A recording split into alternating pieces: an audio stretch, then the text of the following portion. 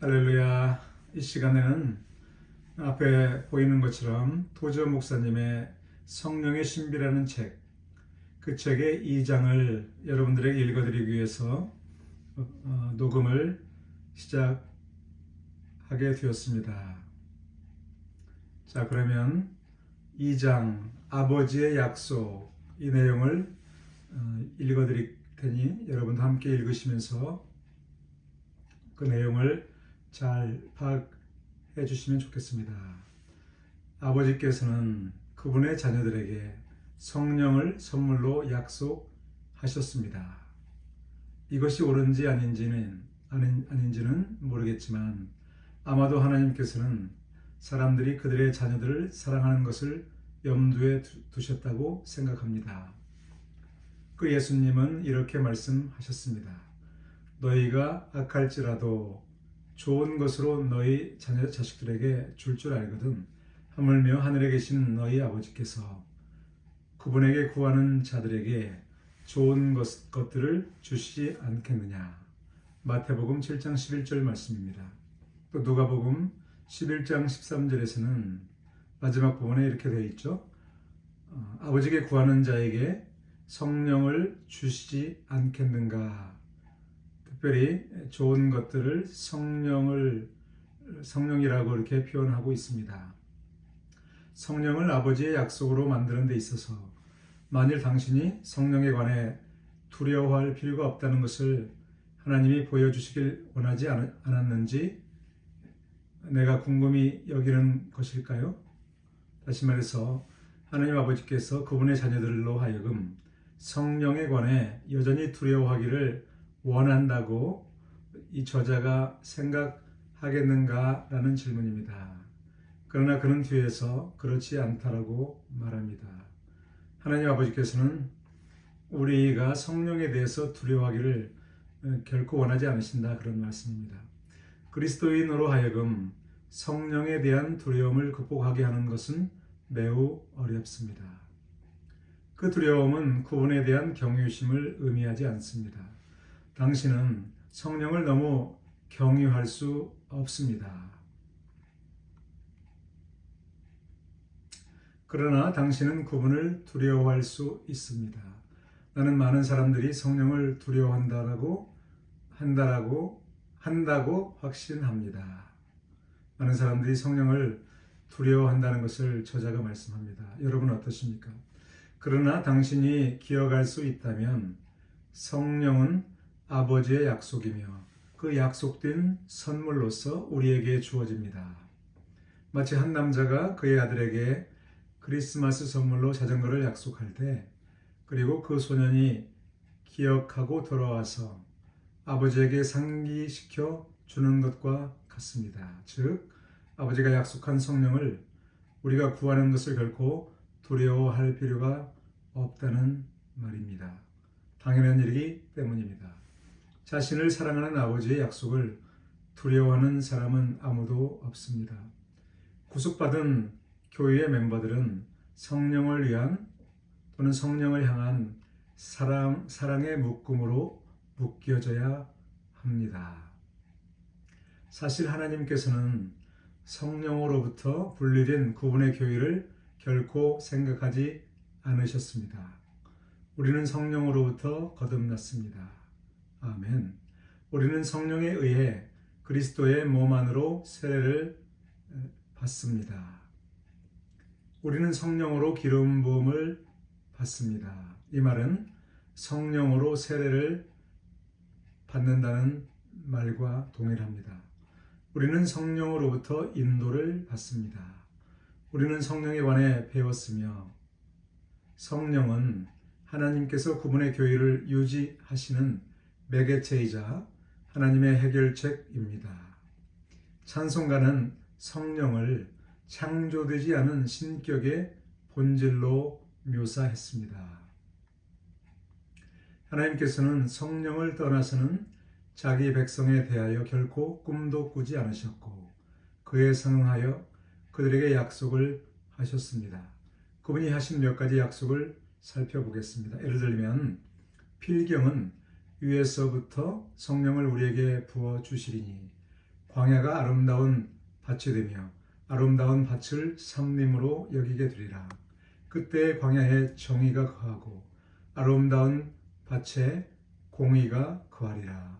그리고 정의의 일은 평화가 될 것이다. 공의의 결과는 영원한 평안과 안전이라. 이사야 31장 15절에서 17절의 말씀입니다.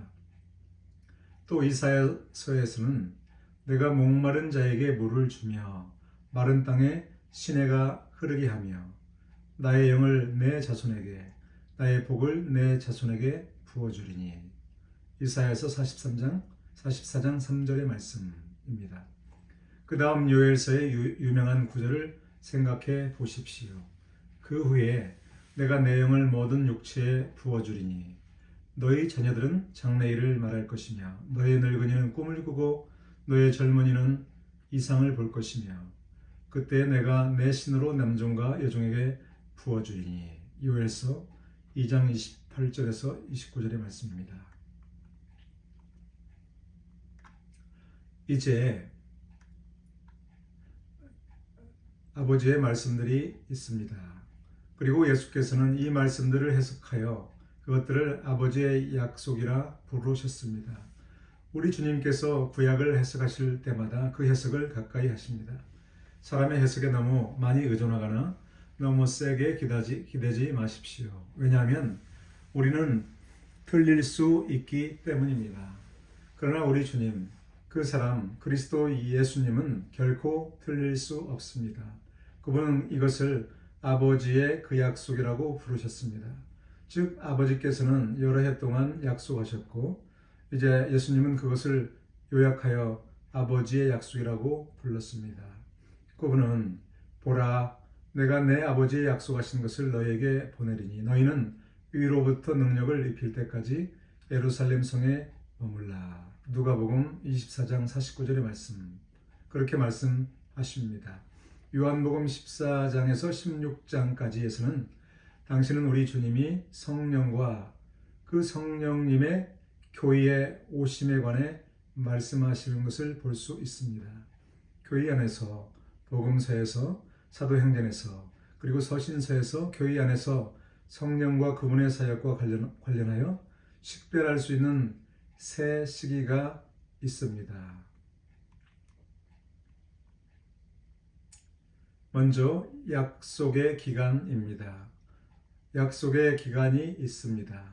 그것은 세례 요한부터 그리스도의 부활까지입니다. 이 3년 기간의 특징에는 제자들이 부르심을 받고 위임받고 가르침을 받는 것이 포함됩니다. 오순절 이전의 제자들처럼 영적인 회중을 모을 수 있다면 우리는 매우 영적인 교회를 가졌다고 생각할 것입니다. 우리는 그들 중에서 감독들을 만들 것입니다. 우리는 그들을 이 사회에 선출하고 그들의 삶을 기록하고 그들의 이름을 따서 교회들의 이름을 지을 것입니다. 만일 우리가 오순절에 성령이 오시기 전에 그들이 그랬던 것만큼 영적인 누군가를 찾을 수 있다면 그리했을 것입니다. 즉 우리가 오순절 이전의 예수님의 제자들의 모습을 보면 비록 그들이 성령으로 충만함을 받지 못했었지만 그래도 그들은 상당한 수준이었음을 알게 된다는 말이죠. 그러나 많은 사람들이 이 제자들을 무지한 사람으로 여깁니다. 당신은 이 제자들이 세계 최고의 성경학교에서 3년을 보냈다는 것을 알고 계십니까? 신학교 전체 교수진으로서 예수님과 대등할 수 있는 신학교는 지구상에 없습니다. 그분은 그들을 가르치셨고 훈육하셨고 그들과 함께 앉아 계셨습니다. 한때 한 대학교는 통나무 한쪽 끝에는 마크 홉킨스로 다른 쪽 끝에는 한 소년으로 구성되었습니다. 성경학교는 우리 주 예수 그리스도와 하나의 자원하는 학생으로 구성됩니다. 제자들은 세계 최고의 성경학교에 다녔습니다. 이제 그들은 액자에 담아 공부방 벽에 걸어 놓을 수 있는 학위를 얻지 못했지만 그들 안에는 학위가 있었습니다. 그들은 살아계시고 죽으시고 다시 살아계신 우리 주 그리스도를 사랑하였습니다. 아멘. 그럼에도 불구하고 그것은 그들이 아직 어떤 것을 받지 못했었던 약속의 기간이었습니다. 그들은 단지 뭔가를 약속받았을 뿐입니다. 예수님은 돌아가실 때까지 그리고 그 이후에도 그들에게 기대감을 만들고 있었습니다. 그분은 그들에게 새로운 종류의 삶, 새로운 종류의 생명이 다가오고 있다고 말씀하셨습니다. 시적이거나 심령적이거나 육체적인 삶 혹은 육체적인 생명이 아니라 위로부터 오는 영감, 곧 인스피레이션이었습니다. 그것은 그들 너머의 세계로부터 그들의 존재의 문지방을 넘어서 성소로, 내부로, 그들의 영의 깊은 곳으로 그들에게 다가가는 것이었습니다. 그곳에서 그분은 살아계시고 그들을 가르치고 인도하시며 그들을 거룩하게 하시고 그들에게 능력을 주실 것이었습니다. 성령의 기름 부음, 성령의 세례가 어떤 것인지를 조금 설명하고 있습니다. 예수님은 끝까지 그것을 가르치셨습니다.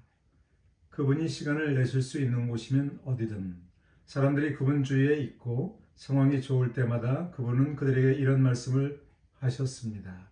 그리고 그들이 그분의 지상 생애의 마지막에 가까워졌을 때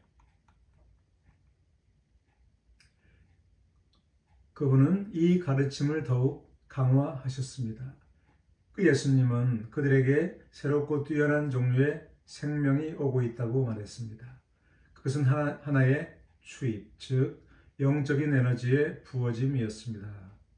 그러나 주의할 것은요, 성령은 에너지가 아니라는 것이죠.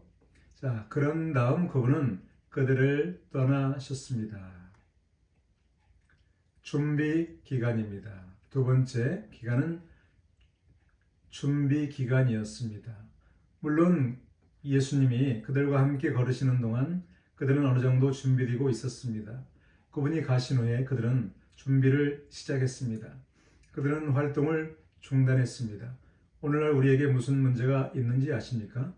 우리는 내가 지금까지 알았거나 아마도 종교계에 있었던 것 중 가장 바쁜 열정적인 피버무리입니다.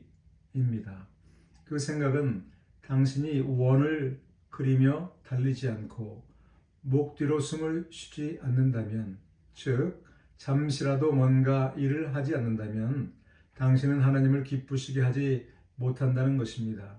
우리가 그렇게 착각한다는 말이죠. 주님께서 너희는 온 천하에 다니며 모든 피조물에게 복음을 전파라 라고 말씀하셨을 때 베드로는 벌떡 일어나 모자를 들고 나왔습니다. 그는 지금 당장 갈 예정이었습니다. 그는 나가서 무언가를 찾거나 무언가를 시작하고 싶어 했습니다. 그러나 주님은 베드로야, 너는 위로부터 능력을 입힐 때까지 예루살렘 성에 유하라 라고 말씀하셨습니다. 내 생각에 우리가 우리의 젊은이들과 함께 저지르는 큰 실수는 그들이 그리스도께로 개종하자마자 우리는 그들로 하여금 곧바로 어떤 기독교 활동을 시작하게 한다는 것입니다. 형제 여러분, 우리가 갓 거듭난 때에는 주님의 사업을 행할 준비가 되어 있지 않습니다. 제사장은 제사장으로 태어났지만 섬기기 전에 기름 부음을 받아야 했습니다. 그들은 아론 가문의 레위 지파에서 태어나야 했습니다. 그들은 제사장 직분으로 태어나야 했습니다. 그렇지 않으면 그들은 제사장이 될 수 없었습니다. 그러나 그들은 기름 부음을 받을 때까지 섬기지 않았습니다.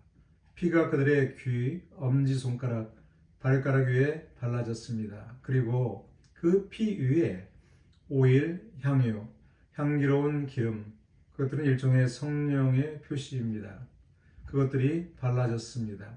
기름 부음을 받은 후에 그들은 구약의 제사장 직분을 섬기러 갔습니다.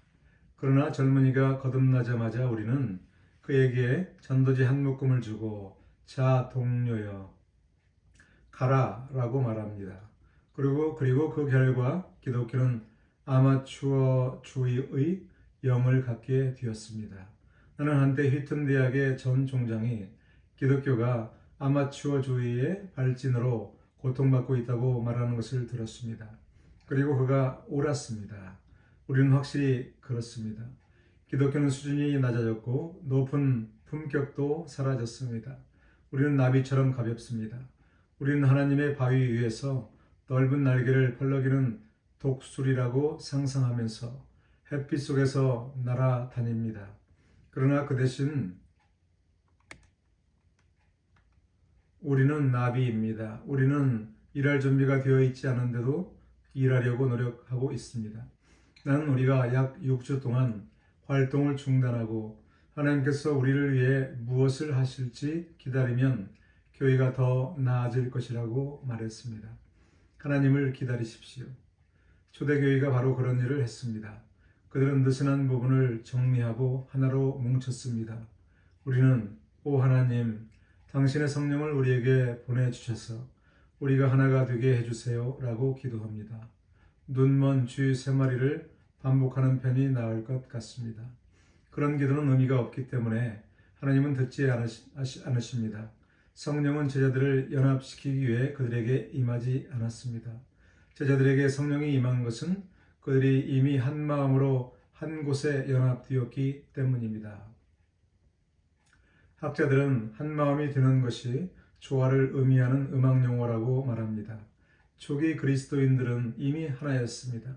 그들은 한자리에 모였을 때 서로 화합을 이루고 있었습니다. 일부 사람들의 문제는 그들이 여기에 있지만 모두가 여기에 있지 않다는 것입니다. 그들의 생각은 여기저기를 헤매고 있지만 그들은 몸 안에 있습니다. 즉 몸은 한 곳에 모였지만 같은 생각으로 모인 것이 아니라는 말입니다. 그러나 그 제자들은 한 곳에 모였었습니다. 어떤 사람은 하나님께서 사람을 한 곳에 모으실 수 있다면 하나님이 그 사람과 함께 무엇을 하실 수 있는지를 우리가 여전히 보아야만 한다고 말했습니다. 그가 하나님이 하실 일을 여전히 의심한다는 말이죠. 자, 다음입니다. 시련의 시기입니다. 그리고 세 번째 시기, 즉 시련의 시기가 왔습니다. 성령이 그들에게 갑자기 임했습니다. 최근에야 나는 사도행전에서 갑자기라는 단어를 발견했습니다. 호련히 혹은 갑자기 하늘로부터 급하고 강한 바람 같은 소리가 있어 그들이 앉은 온 집에 가득하며. 사도행전 2장 2절 말씀. 갑자기란 말에 나도 모르게 미소가 지어집니다. 하나님의 백성은 갑자기를 너무 두려워합니다. 그들은 항상 일이 한 번에 조금씩 천천히 진행되기를 원합니다. 하나님께서 아주 조심스럽게 천천히 성령 충만을 행하시고 얼굴을 가리시거나 당황하게 하거나 두렵게 하지 않으신다면 모든 사람은 기꺼이 성령 충만을 받게 될 것입니다.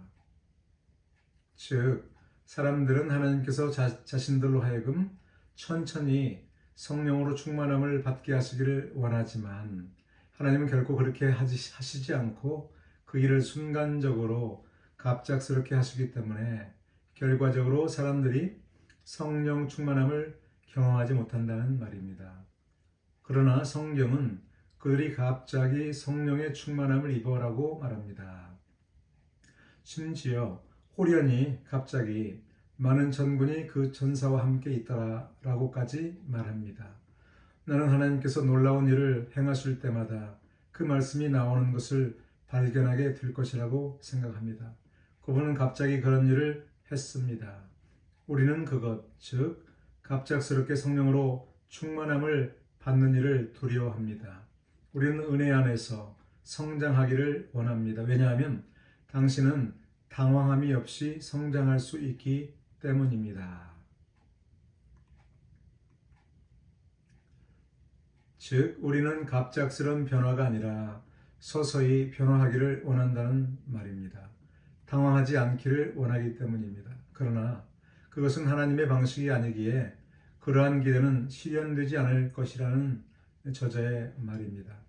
만일 제단으로 부름이 주어지면 그리고 당신이 기도실에 가서 무릎을 꿇고 전능하신 하나님께 구하고 그리고 그 결과로서 하나님께서 오셔서 당신을 성령으로 채우신다면 그러면 당신이 일어나서 손수건을 꺼내 당신의 눈들을 문지르고 말합니다.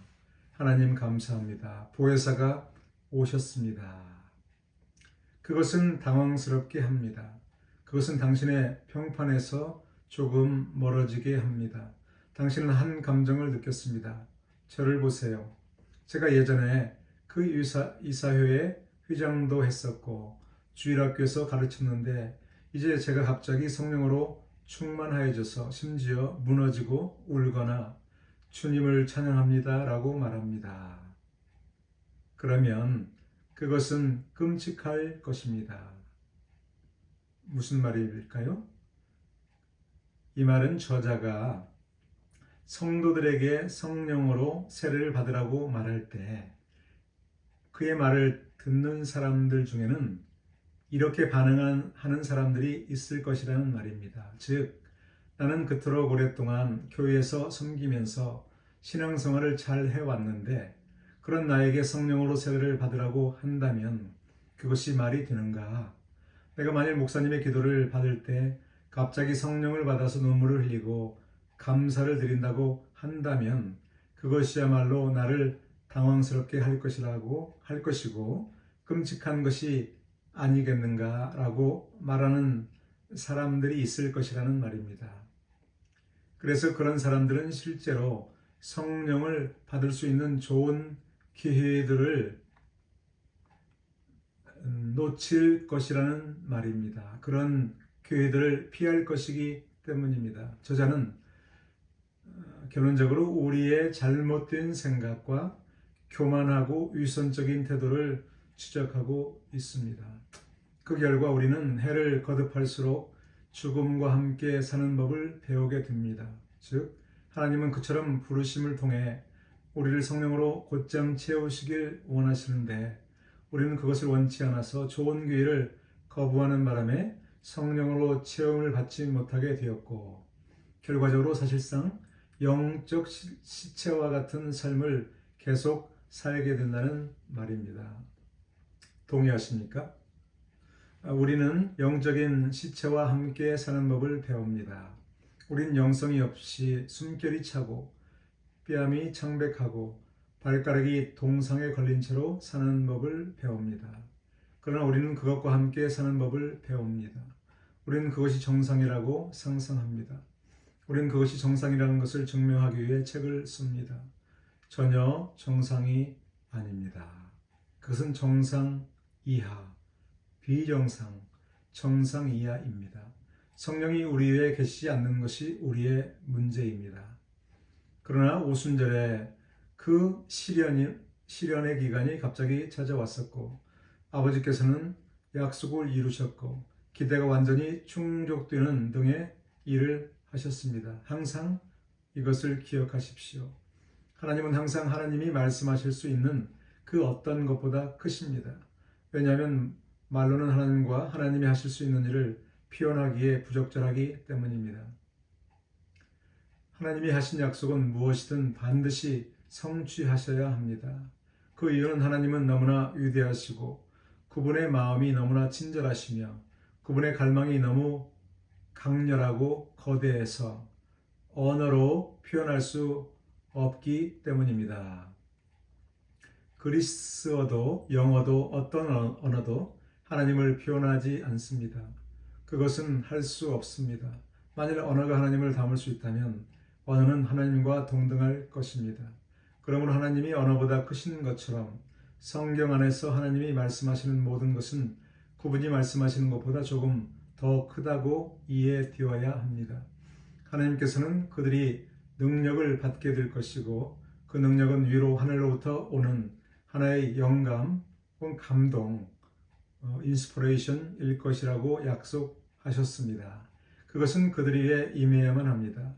그 성령님은 그들의 영들의 문턱을 넘어야 하고 그들의 혼들의 깊은 곳들로 들어가 거기에 영원히 거하고 그들 안에서 일하시고 그들을 인도하시고 그들을 정화하고 그들을 훈육하고 그들을 가르쳐야만 합니다. 아멘. 우리는 그 성취들은 그 약속보다 더 클 것이라는 것을 믿어야 합니다. 왜냐하면 그 하나님의 성취와 약속은 단순한 말들이기 때문입니다. 나는 뉴욕주에서 열린 대회에 참석했는데 거기에는 작고 아름다운 이탈리아 여성이 정중석에 있었습니다. 저는 구약 성경 본문을 다음과 같이 설교했습니다. 한 사람이나 혹 주의 온 백성이 이스라엘이 각기 자기의 마음의 지향을 알고 이 전을 향하여 그의 손을 펴고 무슨 기도와 간구를 하거든. 열왕기상 8장 38절 말씀. 나는 사람의 마음의 재앙에 관해 설교했습니다. 나는 그들에게 구원이 있었고 길르앗에 유황이 있었으며 우리 마음의 재앙에서 우리를 구원하기 위해서 다윗의 집안에 열린 샘이 있었다고 말했습니다. 그녀는 다른 사람들과 함께 그 제단으로 내려왔습니다. 갑자기 그녀는 그녀의 다리로 뛰었습니다. 야생적이지도 않고 거칠고 혼란스러운 것도 아니었습니다. 그것은 하나님이었습니다. 즉 그녀가 갑자기 하나님의 영으로 기름 부음을 받았기 때문에 그렇게 즐거워 뛰었다는 말이죠. 그녀의 사랑스러운 검은 얼굴이 말 그대로 드러났고 그녀는 다음과 같이 말하면서 주변을 걸었습니다. 아, 그런 일이 나에게 일어날 수 있었다는 것을 몰랐어요. 그런 일이 나에게 일어날 수 있었다는 것을 몰랐어요. 그녀는 나이 든 남자에게 달려가 그를 감싸 안고 세게 껴안았습니다. 그들은 함께 짧은 말을 나누었고 그녀는 모든 눈물과 미소를 돌이켰습니다. 나는 나중에 그 사람이 그녀의 시아버지였던 것을 알았습니다. 그들은 약간의 말을 했고 그녀는 단지 그를 껴안고 화해하고 있었습니다. 이것은 완벽하게 정상적이고 옳습니다. 그것은 그 성취, 즉 하나님 아버지의 약속의 성취입니다. 그녀는 본문에서 그것을 읽고 그것이 설교되는 것을 들었습니다. 하지만 그녀에게 일어난 일은 그녀가 꿈꿔왔던 그 어떤 것보다 훨씬 더 큰 일이었기 때문에 그녀는 그 일이 일어나고 있다는 것을 믿을 수 없었습니다. 그러나 그 일은 괜찮게 일어났습니다. 나는 이런 긍정적인 설교자들 중 하나가 아닙니다. 설교자는 긍정적이어야 하며 긍정적인 것을 강조하고 부정적인 것을 과소평가해야 합니다. 전구를 조이는 방법을 아는 사람은 누구나 전기회로에 두 개의 극이 있다는 것을 알고 있습니다. 긍정적인 것과 부정적인 것 중 하나에 불을 붙일 수는 없습니다. 둘 다 필요합니다. 1달러에는 양면이 있다는 것을 누구나 알고 있습니다. 중간에 그것을 흘렸는데 가져가는 가게가 없습니다. 긍정적인 측면과 부정적인 측면 모두가 있어야 합니다. 부정적인 면도 있어야 하고 어떤 것들은 제거해야 합니다. 나는 서재에서 무릎을 꿇은 것보다 무릎 위에 찻잔을 올려놓고 균형을 이루고 있는 모습이 더 평범해 보이는 부드러운 손길로 케이크를 먹는 목사님들을 만날 시간이 전혀 없었습니다. 나는 결코 그것을 볼 수 없었지만 그들은 살아있는 한 결코 적을 만들지 않기를 바라며 부드럽고 달콤하게 돌아다녔습니다. 형제여, 사람은 그가 만드는 적과 그가 만드는 친구로 알려집니다. 나는 하나님의 친구들이 나의 친구가 되기를 원하며 그들이 나의 친구인지 아닌지에 관계없이 하나님의 원수들에 대해 그다지 특별하지 않습니다. 나는 하나님의 원수인 자들과 친구가 되고 싶지 않습니다. 때로는 옳지 않다고 생각하는 것들을 찢어발겨야 할 때도 있습니다. 나는 그것이 하나님의 백성을 방해하는 것 외에는 그렇게 하지 않을 것입니다. 하나님의 백성을 방해하는 것은 모두 내 일이므로 그건 당신이 알 바 아닙니다라고 말하지 마십시오. 나는 그것을 내 사업으로 삼도록 하나님으로부터 기름 부음을 받았습니다. 즉 저자는 자신의 소명이 무엇인지를 말하고 있습니다. 성령의 기름 부으심 혹은 성령의 세례, 성령으로 세례를 받는 것이 있다는 것을 성도들에게 가르치고 선포하고 그들이 성령의 기름 부음을 받을 수 있도록 집행하는 것을 말하는 것 같습니다. 나는 내 평생의 해위에서 오류를 들었습니다. 잘못된 말을 들었다는 말입니다. 그것은 다음과 같이 명시되어 있습니다. 그리스도인 개인은 아버지의 이 약속, 성령 세례를 말합니다. 이 약속에 영향을 받지 않습니다. 라고 말한다는 것이죠. 이런 일이 교회에 한 번 일어났으며 다시는 반복되어서는 안 됩니다. 그리스도의 탄생은 한 번 일어났고 다시 일어나지 않는 것과 같습니다. 그리스도의 죽음은 단 한 번 일어났으며 반복되지 않습니다. 그리스도의 부활은 단 한 번 일어났고 다시 일어나지 않습니다. 그러므로 오순절 성령 강림은 한 번 일어났고 교회는 더 이상 그 일이 일어난 것에 대해 관심을 두지 않습니다. 위와 같은 것들은 성령 세례 단위론자들의 주장이지만 그것이 성경의 가르침이 아님을 저자가 지금 말하고 있습니다. 그래서 그들은 우리 즉 성령 세례 연속을 주장하는 사역자들을 무시하려고 합니다. 나는 이제 몇 가지 질문을 할 것입니다. 그러면 여러분이 직접 설교하게 하십시오. 당신은 그것에 대해 스스로 결정을 내릴 것입니다. 즉, 이 질문들을 생각해보면 당신이 진리를 알 수 있을 것이라는 말입니다. 제가 당신에게 묻고 싶은 질문이 6개 정도 있는데 당신은 그 질문에 대답해 주십시오. 첫 번째 질문은 아버지의 약속이 1세기 그리스도인들에게만 해당되었는가 하는 것입니다. 오실 아버지의 약속은 1세기 그리스도인들에게만 해당됩니까? 아니면 그것이 2, 3, 4세기까지 이어졌습니까? 나의 초기 신학교 교육은 스코필드 성경에서 나왔습니다. 스코필드는 요엘이 마지막 날들에 내가 내 영을 모든 육체에게 부어주리라고 말할 때 염두에 두었던 기간이 오순절에 시작되어서 그리스도께서 재림하실 때까지 계속된다고 말합니다. 우리는 요엘서의 본문이 활발하고 효과적이며 여러분과 나에게 적용되는 마지막 시대에 살고 있습니다. 제가 스코필드 박사의 말을 인용한 이유는 그가 성령 충만한 삶의 편에 서 있지 않다고 자주 인용되기 때문입니다. 그러나 그는 정직한 사람이었으며 다음과 같이 말했습니다. 우리는 지금 하나님께서 성령을 모든 육체에 부어주실 후기에 살고 있습니다. 그는 그렇게 믿었습니다. 즉, 그가 비록 성령 충만의 교리를 잘 지지하지 않았지만 요엘서에 의거해서 예수님이 오실 때까지는 하나님께서 모든 육체에 지속적으로 성령을 부어주실 것이라고 말했다는 말입니다. R.A. 토레이는 이렇게 말했습니다. 베드로가 주 예수 그리스도를 믿고 너희와 너희 자녀와 멀리 떨어진 모든 사람에게 약속하신 성령의 선물을 받으라 라고 말했을 때 그것은 단지 그 첫째 세대만을 위한 것이 아니었습니다. 그것은 당신과 당신의 자녀 그리고 멀리 있는 모든 사람들에게입니다. 이것이 첫 번째 질문입니다. 이제 이 문제를 해결하세요. 형제님, 만일 내가 당신에게 뭔가를 믿게 만들려고 하면 당신은 떠날 것이고 그리고 만일 당신이 나보다 더 나은 논쟁을 하는 사람을 만나면 그 사람은 당신이 그 반대의 것을 믿게 만들 것입니다. 그것이 바로 제가 성령의 증거를 믿는 이유입니다. 오직 성령의 증거를 가질 때라야만이 변함없이 일관적으로 진리를 믿을 수 있다. 그런 말이라고 생각합니다. 만일 당신이 그 자신이 성령으로 충만하다고 믿도록 주장하는 한 사람과 논쟁할 수 있다면 그 사람은 자신이 충만하지 않다라고 주장할 다른 사람, 그렇게 말하는 사람을 반박할 사람을 만날 것입니다.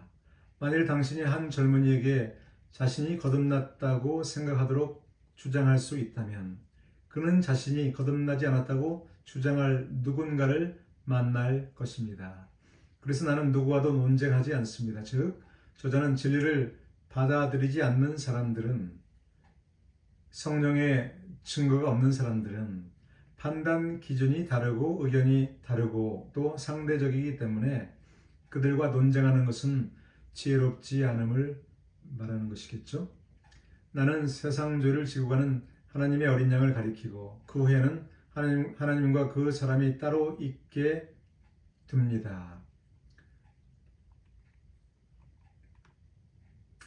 그러면 내가 죽거나 폭스바겐에 치여도 그 사람은 만일 그가 예수 그리스도를 믿는다면 아버지의 약속을 받게 될 것입니다. 그는 그것이 사실인지 아닌지를 알아보기 위해 나에게 다시 돌아갈 필요가 없을 것입니다. 두 번째 질문. 1세기 그리스도인들이 새로운 탄생, 즉 거듭남이 나의 새로운 탄생, 즉 거듭남을 불필요하게 만듭니까? 그렇지 않다는 말이죠. 주님은 우리가 거듭나야만 하고 성령으로 충만하게 되어야만 했다고 말씀하셨습니다. 주의할 것은요, 엄밀히 말하면 예수님은 성령 충만이라는 용어 대신에 성령 세례라는 말씀을 하셨습니다. 용어를 사용하셨죠. 사도행전 1장 5절의 말씀.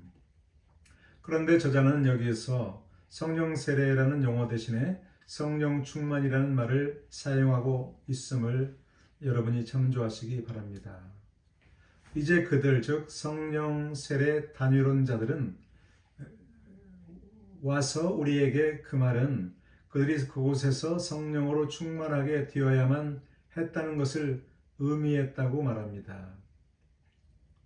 즉 예수님은 거듭남과 성령 세례를 구분하셨기 때문에 거듭난 사람들은 그 당시에 예수님의 제자들이 그리했던 것처럼 모두가 성령으로 세례를 받아야 하는데, 성령 세례를 부인하는 자들은 성령 세례는 단지 그 오순절에 예수님의 제자들에게만 해당되는 일이었다고 말함으로써 거듭남과 성령 세례를 분리하지 않고 하나로 여긴다는 말입니다. 좋습니다. 그들이 거듭났을 때 성령으로 충만함을 받았다고 승인합시다. 즉 오순절 이후에 믿기 시작한 사람들이 믿자마자 성령으로 세례를 받았고 성령으로 충만해졌다고 가정해 보자는 말입니다. 그러나 나는 우연히 그 1세기에 비해 몇백 년 늦게 태어났습니다. 여기 나는 키가 크고 마른 채 철사에 매달려 있습니다. 만일 내가 그때 살지 않았다면 나는 끝났고 전혀 소망이 없습니다. 그래서 나는 그런 가르침을 듣지 않을 것입니다. 무슨 말일까요? 좀 정리를 해드릴 텐데요. 잘 들어보십시오. 그와 같이 성령 세례를 부인하는 자들의 주장대로라면 저자는 1세기 이후에 태어나서 믿었기 때문에 믿자마자 성령으로 충만함을 받았어야 했다는 말이죠. 그러나 실상을 보면 그 저자 자신은 믿자마자 그런 경험을 하지 못했습니다. 물론 그가 나중에 그 성령 충만을 경험했지만 그전에는 그리하지 못했다는 말이죠. 그것은 그 성령 세례 단성론자들의 주장이 실상과 차이가 있다는 것을 의미합니다. 따라서 만일 성령 충만이 오순절 이후에 태어나서 믿고 있는 사람들에게 별도로 주어지지 않는다면 저자는 절망적일 텐데 그것이 말이 되는가, 말이 되지 않지 않는가라는 말입니다. 그래서 저자는 결론적으로 성령 세례 단성론자들의 주장을 결코 받아들일 수 없다라고 말하는 것입니다. 예수님의 말씀에 따라서 오순절 이후에 태어나 믿고 있는 사람들도 마치 예수님의 제자들이 오순절에 성령으로 충만함을 받았던 것과 같이 별도로 성령으로 세례를 받고 그 성령으로 충만케 되어야 한다고 지금 역설하고 있는 것입니다. 베드로가 다시 태어나는 것이 나에게도 도움이 됩니까? 베드로가 성령으로 충만했다면 베드로의 성령 충만이 나에게 무슨 유익이 있겠습니까? 서기 30년에 베드로가 먹은 아침 식사가 오늘날 나에게 영향을 공급할 수 있을까요? 베드로는 서기 30년에 아침을 먹고 영양분을 공급받았습니다. 나는 지금 살고 있으며 아침을 먹어야 합니다. 지금 영양을 섭취하려면 지금 먹어야 합니다. 베드로가 다시 태어나도 오늘은 나에게 도움이 되지 않을 것입니다. 그때 그가 거듭났듯이 나도 지금 다시 태어나야 합니다. 거듭나야 합니다. 그날 베드로가 배부른 것은 지금 나에게 도움이 되지 않습니다. 그때 그가 성령으로 충만했던 것처럼 나도 이제 성령으로 충만해져야 합니다. 거듭남과 성령의 부어주심 사이에 어떤 차이가 있습니까? 이 말은 앞에서 이미 저자가 말한 것처럼 두 가지는 당연히 차이가 있다는 측면에서 그런 말을 하는 것입니다. 또 다른 질문은 예루살렘 교회가 성령으로 충만했다는 것이 토론토 교회에게 어떤 의미가 있느냐는 것입니다. 셋째 질문입니다. 때로는 주님의 백성의 머리를 부드럽게 쓰다듬어 주는 사람이 필요한 것 같습니다. 그들은 정말 이상한 생각을 합니다. 그들은 머리를 흔들고 작동하게 할 무언가가 필요합니다. 1세기의 교회가 성령으로 충만했다는 이 생각은 오늘날 그 교회가 성령으로 충만할 필요가 없게 만들었습니다. 저자는 교회가 그와 같이 잘못 생각하고 있음을 지적하고 있습니다. 당신이 얼마나 어리석을 수 있습니까? 우리 중 누구도 1세기에 살지 않았습니다. 나는 그렇지 않았습니다. 내가 아는 사람은 이 주변에 아무도 없었습니다. 우리는 아직 증조 할아버지의 마음속에도 없었습니다. 여러분 중 일부는 자신의 조상을 매우 자랑스럽게 생각합니다. 그 형제가 런던의 상원에서 말했듯이 당신은 그 당시 브루타니우 숲에서 도토리를 먹고 있었습니다. 나는 내 조상이 어디에 있었는지 모릅니다. 독일의 검은 숲 어딘가에서 뿌리를 파고 있었던 것 같습니다. 그런데 그보다 훨씬 전이 바로 성령이 교회에게 임했던 때였습니다. 교회는 처음 100년 동안 세상에 복음을 전파하기 위해 불길 속에서 나아갔습니다.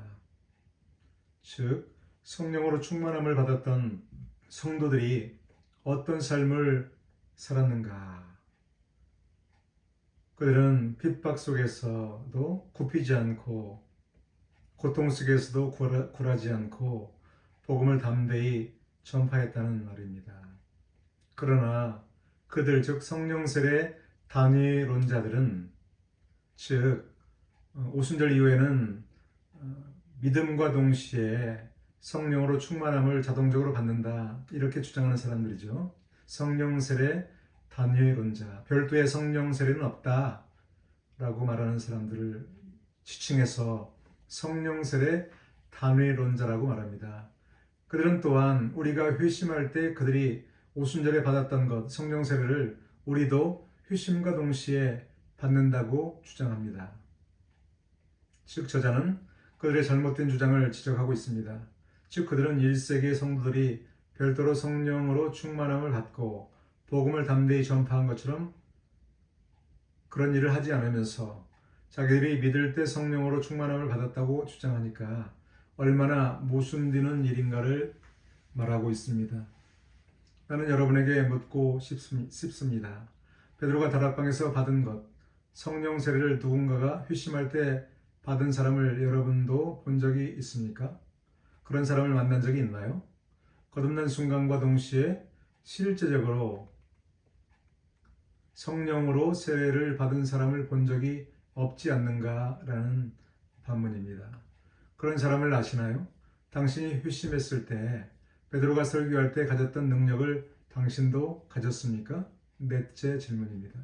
즉, 당신의 주장대로 만일 당신이 거듭남과 동시에 성령으로 세례를 받았다고 가정한다면 거듭난 이후에 별도로 성령으로 세례를 받았던 베드로처럼 능력을 경험했어야 하고 담대한 복음 증거가 있어야 하는데 과연 그런가? 그런 경험을 못하지 않았는가라는 반문입니다.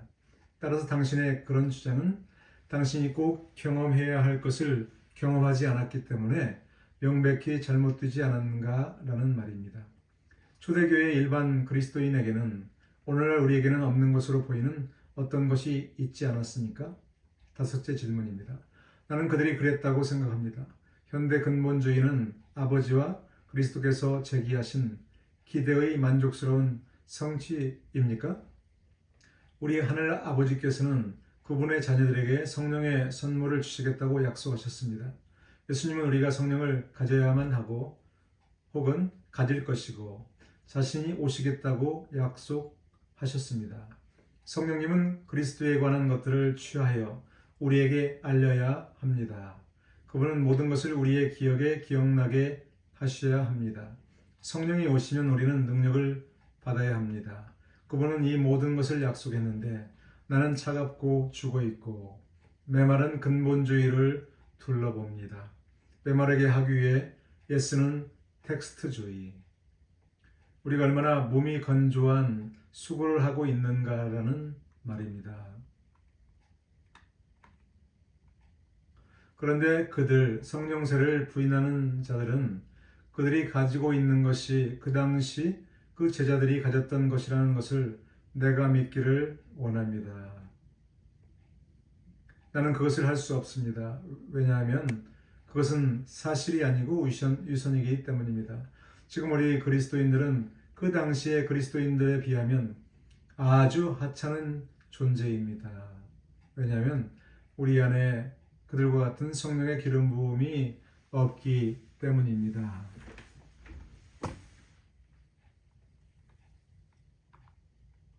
그렇다면 지금 당신이 누리고 있는 것이 우리 주님께서 그분의 백성들에게 약속하신 것임을 당신의 마음은 인격적으로 증거하고 있습니까? 우리 주님이 약속하셨던 것들을 당신이 지금 누리고 있는가 양심적으로 생각해 보라라는 반문이죠. 여섯째 질문입니다. 지금 당신의 마음은 하나님께서 성령의 충만함에 놀라운 그림을 그리실 때 의미하신 전부라는 것을 증거하고 있습니까? 아니면 교회를 위한 뭔가가 더 있습니까? 지금 누군가 그 사람은 토저 목사님의 설교를 반대하는 어떤 사람을 지금 말하고 있는데요.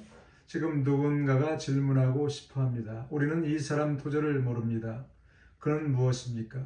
이것이 오순절주의인가요? 그 사람이 방언을 가르치고 있나요? 토제 목사님의 대답입니다. 아닙니다. 절대 그렇지 않습니다. 그것, 즉 성령으로 충만함을 받는 일, 혹은 성령으로 기름 부음을 받는 일, 혹은 성령으로 세례를 받는 일 같은 말들인데요. 그것은 기독교 선교 협의회 CNMA 교단입니다. CNMA 교단이 항상 믿어왔던 것입니다. R.A. 토레이 박사가 믿었던 것입니다. 빌리 선데이가 믿었던 것입니다. 비록 빌리 그레함은 주인들에게 설교하도록 하나님으로부터 은사를 받았지만 그것이 바로 그 빌리 그레함이 믿는 것입니다. 그는 그의 은사가 다르고 주인들에게 직접 설교하기 때문에 이것에 너무 많이 들어가지 않습니다. 그것은 D.L. 무디가 믿었던 것입니다.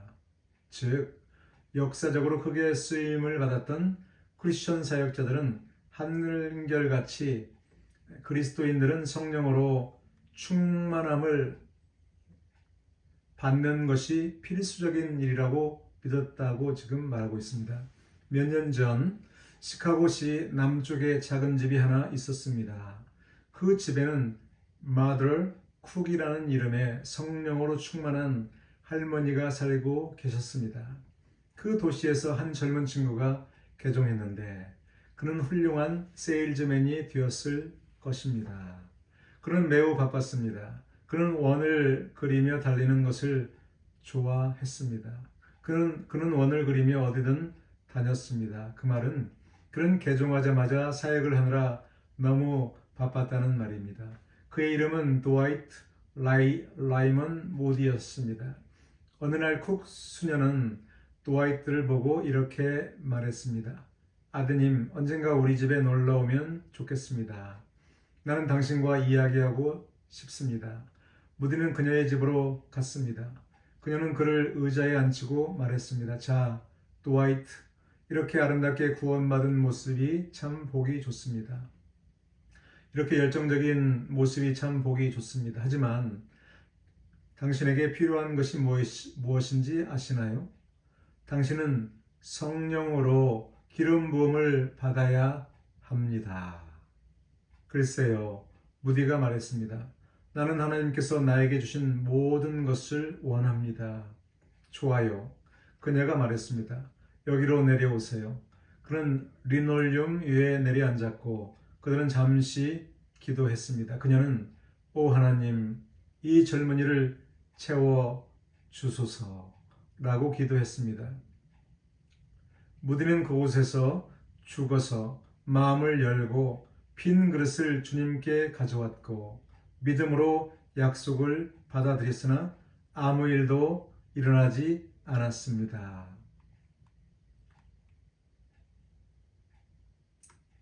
며칠 후 그는 필라델피아에 있었습니다. 그는 길을 걷고 있는데 갑자기 하나님께서 그 부엌에서 나에게 약속하신 것을 이루셨습니다라고 말했습니다. 그리고 그 위에 기름불이 내려오고 성령께서 그 위에 내려오셨습니다. 그는 골목길을 기어 올라가 손을 들고 오 하나님, 당신의 능력을 유지해 주십시오. 그렇지 않으면 나는 죽을 것입니다 라고 기도했다고 말했습니다. 그런 다음 그는 나는 그곳에서 같은 본문으로 같은 설교를 했었는데 지금은 차이가 있습니다 라고 말했습니다. 성령이 임하셨습니다. 이제 성령께서 그곳에 계셨습니다. 그분은 그를 다시 태어나게 하셨습니다. 그것을 볼 때 우리가 믿음으로 성령의 약속을 받아들이는 것이 얼마나 중요한가를 알 수 있다고 생각합니다. 누구든지 그리스도의 영이 없으면 그리스도의 사람이 아니니라. 그리스도의 것이 아니니라. 그 성령을 나를 거듭나게 하는 분으로 갖는 것은 한 가지 일이고 그리고 내 머리 위에 부어진 기름불을 갖는 것은 전혀 다른 일입니다. 즉 거듭남과 성령 세례는 두 가지 전혀 다른 사건이라는 말입니다. 아멘. 내가 그것에 대해 상당한 권세를 가지고 말할 수 있는 이유는 내가 그것을 겪었고 내가 무엇을 설교하고 있는지 알고 있기 때문입니다. 저자의 경험을 지금 간증하고 있죠. 성령으로 거듭난 것과 성령으로 기름 부음을 받는 것은 분명한 두 개의 다른 사건이다. 체험적으로 그가 경험했고 또 그래서 그것을 설교하고 있다고 지금 말하고 있습니다. 나는 어떤 신학교에서도 이것을 배운 적이 없습니다. 그만큼 성령세를 가르치는 신학교를 거의 찾아볼 수 없다는 말이죠. 그것을 마땅히 가르쳐야 할 신학교가 가르치지 않으니 얼마나 큰 문제인가 라고 말합니다. 성령님이 이 일을 하셨습니다. 하나님이 이것을 하셨습니다. 그래서 내가 여러분들에게 그것을 주고 있습니다. 아멘. 당신은 이런 것들을 숙고합니다. 당신을 어떤 것에 밀어 넣으려고 해도 아무 소용이 없습니다. 하나님의 불쌍한 자녀들을 밀어붙이면 결과적으로 우리는 성자들 대신에 이상한 괴물들을 많이 얻게 됩니다. 나는 그렇게 하고 싶지 않습니다. 시간을 내어 성경을 찾아보고 이것이 그러한지 알아보시기 바랍니다. 저자의 권면이죠. 성경을 찾아보십시오. 근거를 확실히 찾아보십시오. 그런데 어떤 사람들은 그렇지 않다고 말합니다. 어떤 사람들은 내가 하는 일이 사람들을 혼란스럽게 하는 것이라고 말합니다. 나는 성령에 관한 잡지에 일련의 기사를 썼고 그 이후로 한 동료가 나를 따라왔습니다. 그는 내가 성도를 혼란스럽게 하고 있음을 보여주기 위해 나에 관한 것들을 출판했습니다.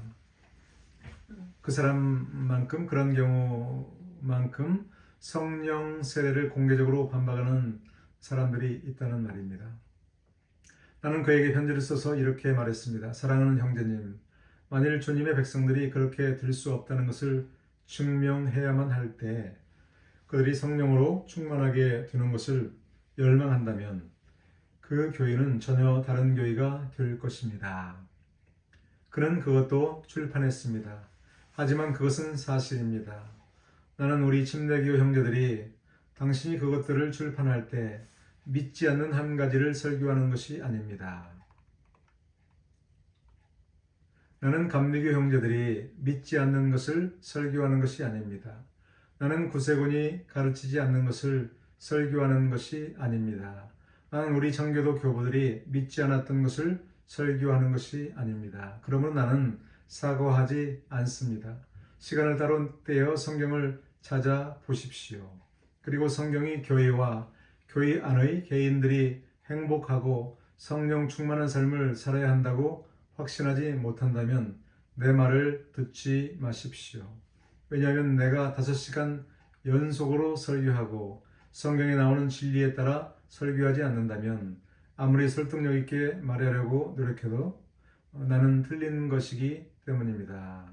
즉, 저자는 그가 하고 있는 일이 너무나 확실하고 성경적이기 때문에 반화적으로 지금 말하고 있습니다. 기도하고 굴복하고 믿고 순종하십시오. 그리고 하나님께서 다음 몇 주 동안 당신을 위해 무엇을 하실지 보십시오.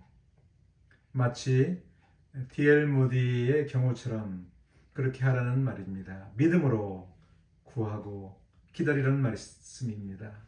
아멘. 자, 그러면 이제는 제2장의 학습 가이드를 잠시 함께 살펴보겠습니다. 2장의 학습 가이드 1번입니다. 1번. 아버지의 약속이 무엇입니까? 아버지의 약속이 무엇인지 함께 살펴보았죠. 바로 성령을 보내주신다는 것. 그래서 준비했고 또 기다렸고 마침내 그 약속을 오순절에 제자들이 받았고요. 그것을 지금 묻고 있습니다. 2번 질문. 교회에서 성령의 사역과 관련하여 식별할 수 있는 3가지 기간을 말하십시오. 3가지 기간 함께 읽어보았죠? 마지막 질문입니다. 아버지의 약속은 1세기 그리스도인들에게만 해당되었습니까? 라고 핵심적인 질문을 하고 있습니다. 우리에게 1세기 그리스도인들이 경험한 것처럼 우리도 경험해야만 한다. D.L. 무디처럼 그런 경험을 개인적으로 오순절의 경험을 해야 된다. 이렇게 저자는 우리를 권면하고 있습니다. 지금까지 성령의 신비 1장을 지난번에 함께 읽었고요. 오늘은 제2장 아버지의 약속에 대해서 함께 상고해 보았습니다. 개인적으로 시간을 내셔서 읽으시고 또 이 녹음된 것을 들으심으로 말미암아 내용을 잘 이해하고 또 수화해서 구역 공과에 참여하시면 참으로 감사하겠습니다. 주님의 기름 부음이 여러분 모두에게 충만히 부어지기를 예수님의 이름으로 축복하며 기도합니다. 아멘. 감사합니다.